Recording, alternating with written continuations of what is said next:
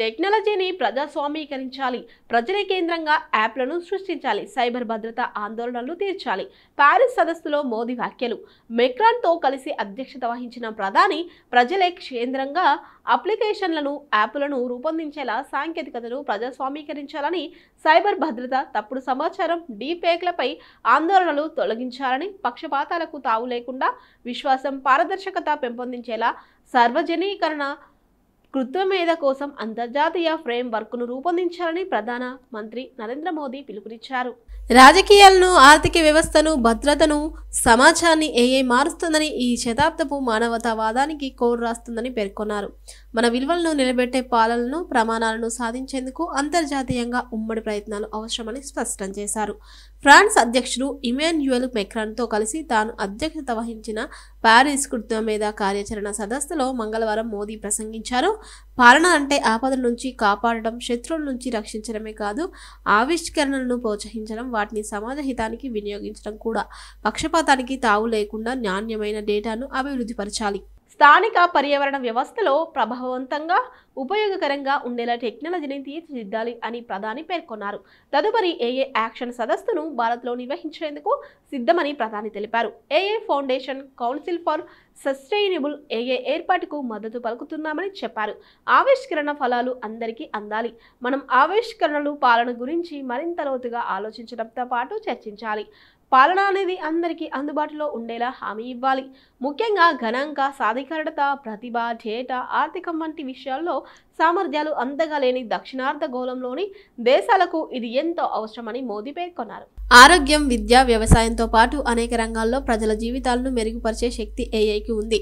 వైద్యుల, మందుల చీటీలోని సంక్లిష్టతలను స్థానిక భాషలో సులభంగా అర్థమయ్యేలా చేసే లక్ష్యాల ప్రపంచ ప్రయాణాన్ని అది సులభతరం చేయగలదు అని మోదీ తెలిపారు. ఉపాధి డోకా లేదు, ఏఐతో ఉద్యోగాలు పోతాయన్న ఆందోళనను ప్రధాని కొట్టిపారేశారు. టెక్నాలజీ వల్ల పని అదృశ్యం కాదని, అది తన రూపాన్ని మార్చుకుంటుందని, కొత్త తరహా ఉద్యోగాలు పుట్టుకొస్తాయని చరిత్ర చెబుతుందని, ప్రజాహితం కోసం ఏఐ యాప్లు, ప్రజాహితం కోసం ఏఐ యాప్లను అభివృద్ధి చేస్తున్నాము అని అన్నారు. ఏఐ భవిష్యత్తు అందరికీ బాగుంటుందని మా అనుభవాలు, నిపుణత ద్వారా అందరితో పంచుకుంటాం. ఏఐ శరవేగంగా అభివృద్ధి చెందుతుంది, దాన్ని అనుసరించడంలోనూ అంతే వేగం కనిపిస్తుంది. ఏఐ ఆధారిత భవిష్యత్తు కోసం మనం నైపుణ్యం, పునర్నైపుణ్యంపై పెట్టుబడులు పెట్టాల్సి ఉంది అని ప్రధాని పేర్కొన్నారు. ప్రధానికి మెక్రాన్ విందు. ప్యారిస్ వచ్చిన ప్రధాని మోదీకి సోమవారం రాత్రి ఫ్రాన్స్ అధ్యక్షుడు మెక్రాన్ విందు ఇచ్చారు.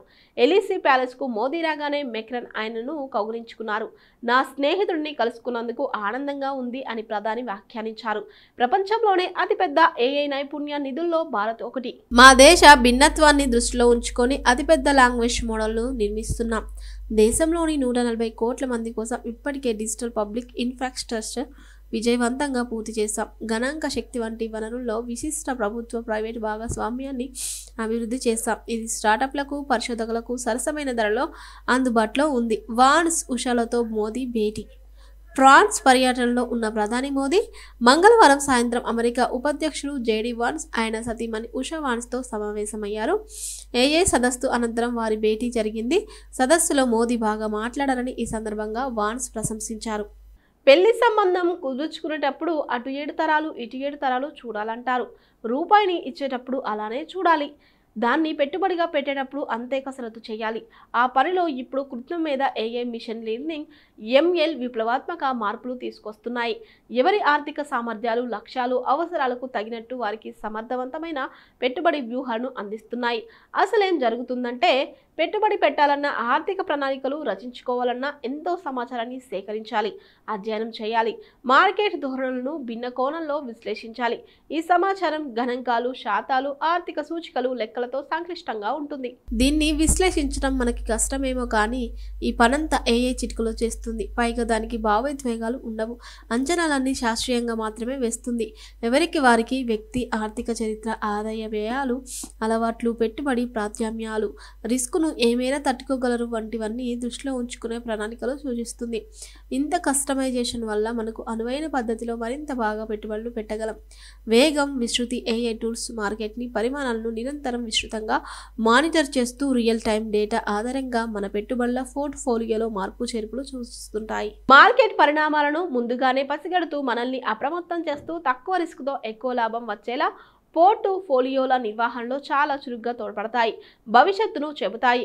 ప్రిడిక్టివ్ అనలిటిక్స్ పాత సమాచారాన్ని రియల్ టైం డేటాను మెషిన్ లెర్నింగ్ ఆల్గోరిథమ్స్ సహాయంతో పోల్చి విశ్లేషిస్తూ మార్కెట్ ట్రేడ్లపై ఒక అంచనాను ఇస్తాయి.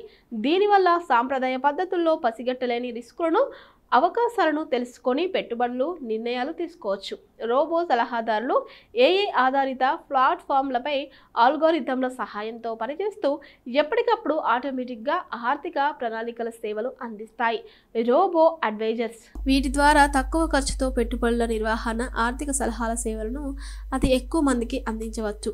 ఈ ప్లాట్ఫామ్లు ఏఐ సహాయంతో రిస్కులను అంచనా వేస్తూ తగిన పెట్టుబడుల ప్రణాళికలు సూచిస్తాయి. లోతైన విశ్లేషణలు, సోషల్ మీడియాలో చర్చలు, వెబ్సైట్లో వచ్చే వార్తలు, కథనాలు, నివేదికలు, ఇతర సోర్సుల ఆధారంగా జరుగుతున్న పరిణామాలు, ప్రజల స్పందనలను తెలుసుకుంటూ మార్కెట్ సెంటిమెంట్లను ఏఐ విశ్లేషిస్తుంది. ఇలా లోతైన విశ్లేషణలతో ఇచ్చే సూచనలతో పెట్టుబడిదారులు మార్కెట్లను మరింత సమర్థంగా అర్థం చేసుకొని నిర్ణయాలు తీసుకోవచ్చు. కట్టుదిట్టం చేయాలి. ఆర్థిక వ్యవహారాల సమాచారం వ్యక్తులకైనా సంస్థలకైనా ప్రాణ సమానం. మరి ఈ సమాచారాన్ని ఏఏ అప్లికేషన్ చేతిలో పడితే అదెంత భద్రం అన్న అనుమానం అందరిలోనూ ఉంటుంది. అందుకే ఆర్థిక సంస్థలు వినియోగదారుల సమాచారాన్ని సైబర్ దాడుల నుంచి కాపాడుతూనే అవాంఛనీయ వ్యక్తుల చేతిలో పడకుండా కట్టుదిట్టం చేయాలి. నైతిక నియమావళి ఏఐ అల్గోరిథమ్స్ ఒక్కోసారి పక్షపాత, అనైతిక సూచనలు ఇస్తే తప్పుడు నిర్ణయాలు తీసుకునే ప్రమాదం ఉంది. అందువల్ల ఈ విషయంలో ఆర్థిక ప్రణాళికలు పారదర్శకంగా, జవాబుదారీతనంతో ఉండేలా నైతిక నియమావళిని రూపొందించడము అవసరం. మానవ ఆలోచనతో సమాచార అధ్యయనం, విశ్లేషణల్లో ఏఐ ఎంత స్వయంచాలకంగా పనిచేసి సూచనలు ఇచ్చినా అంతిమంగా వాటికి మానవీయ కోణాన్ని జోడించాలి. సమాచారం ఫలితాల విశ్లేషణ, అన్వయాలకు ఏఐ టూల్స్ని వాడుకుంటూనే డేటా ఆల్గోరిథమ్స్కి అందని మానవ ఆలోచనతో ఆర్థిక సలహాదారులు సేవలు అందించాలి. రోజు రోజుకి ఆధునికం, ఏఐ రోజు రోజుకి అభివృద్ధి చెందుతుంది. దాన్ని ఉపయోగించుకునే అప్లికేషన్లు మరింత అత్యాధునికంగా మారతాయి.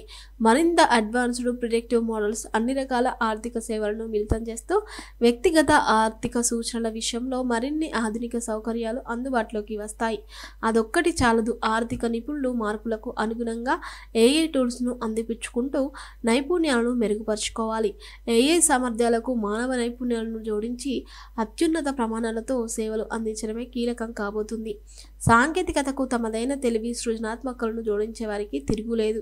మనిషి సృష్టించిన సాంకేతికతల్లో అత్యంత విప్లవాత్మకమైనవి కృత్రిమ మేధ, ఏఐ. మనలాగే ఆలోచించడం, పనిచేయడం దీని ప్రత్యేకత. ఏఐను దుర్వినియోగం చేస్తే మానవాళికి పెనుముప్పు తప్పదనే భయాందోళనలు వ్యక్తమవుతున్నాయి. ఇలాంటి తరుణంలో పారదర్శకమైన, సురక్షితమైన కృత్రిమ మేధ కోసం ప్యారిస్ వేదికగా 60 దేశాలు ప్రతినబూనాయి. ఆధునిక యుగం సాంకేతిక అద్భుతాల మయం. కృత్రిమ మేధ రాకతో అనేక రంగాల్లో విప్లవాత్మక మార్పులు చోటు చేసుకుంటున్నాయి. దీనికి మెషిన్ లెర్నింగ్ తోడవడం మనిషిని పోలిన మరమనిషిని ఆవిర్భావానికి దారితీస్తుంది. ఏఐ వల్ల ఎలాంటి అనర్థాలు తలెత్తుతాయనే భయం ఒక పక్క, వస్తు సేవలు సులభంగా లభ్యమవుతాయనే భరోసా మరో పక్క వ్యక్తమవుతున్నాయి. ఇక ఈ టెక్నాలజీలో ఎలాగైనా పైచేయి సాధించి ఇతర దేశాలను చెప్పు చేతుల్లో పెట్టుకోవాలనే పట్టుదలతో కొన్ని దేశాలు పరిశ్రమిస్తున్నాయి. ఈ పోటీని చూస్తుంటే ఏఐ విస్తరణ మానవాళికి మేలు చేస్తుందా, మనిషి మనుగడకే ముప్పు తెచ్చిపెడుతుందా అనే సందేహాలు వ్యక్తమవుతున్నాయి. నిధుల ప్రవాహం, ఇంటర్నెట్లో అపార సమాచార రాశిని వడబోసి అడిగిన ప్రశ్నకు టక్కున బదులిచ్చే chat GPT, Google Gemini, DeepSeek వంటివన్నీ ఏఐ ఆనవాళ్లే. 2 ఏళ్ల క్రితం వరకు ఈ సాంకేతికత శైశవ దశలోనే కనిపించేది. దీన్ని ఎలా వినియోగించాలి, ఎలాంటి ప్రయోజనాలు పొందాలనే విషయంపై గత ఏడాదిలో కొత్త స్పష్టత వచ్చింది. ఏఐను అందిపుచ్చుకొని సరికొత్త వస్తు సేవలను ఆవిష్కరించేందుకు ప్రపంచవ్యాప్తంగా టెక్ దిగ్గజాలు పోటీ పడుతున్నాయి. ఈ విషయంలో అమెరికాదే అగ్రస్థానం. దీనికి చైనా నుంచి గట్టి పోటీ ఎదురవుతుంది.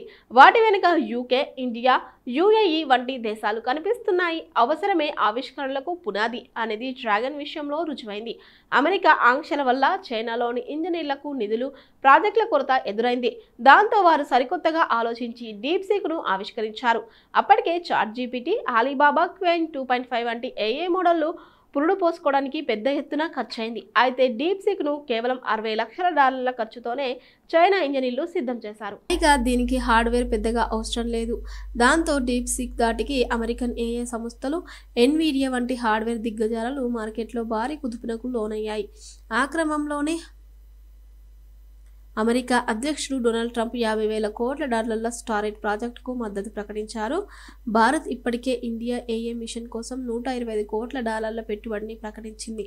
కృత్రిమ మేధపై పనిచేస్తే స్టార్టప్లకు నిధులు అందించడం, మౌలిక వసతులు సమకూర్చేందుకు దీన్ని వెచ్చించారు. ప్రస్తుతం దేశీయంగా ఏఐ అభివృద్ధికి ప్రభుత్వం హై ఎండ్ CPU ఆధారిత కంప్యూటర్ వసతులను సమకూర్చింది. వీటి ద్వారా పరిశోధన, వ్యాపార సంస్థలు, స్టార్టప్లు ప్రయోజనం పొందుతున్నాయి.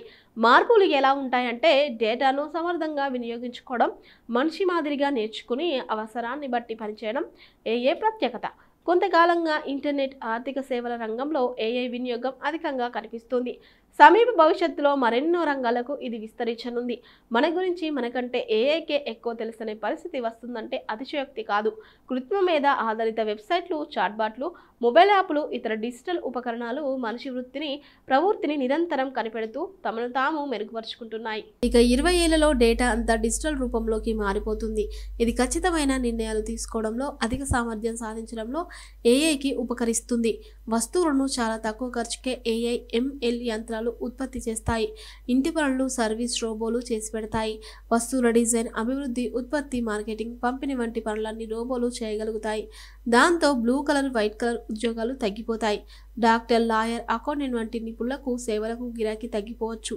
ఏఐ రోబోలకు విశ్రాంతి అక్కర్లేదు, జీతాలు చెల్లించాల్సిన పని లేదు. అవేమి వ్యాధుల బారిన పడవు. ఒకవేళ రిపేర్లు వచ్చినా వాటంతటా అవే మరమ్మతు చేసుకుంటాయి.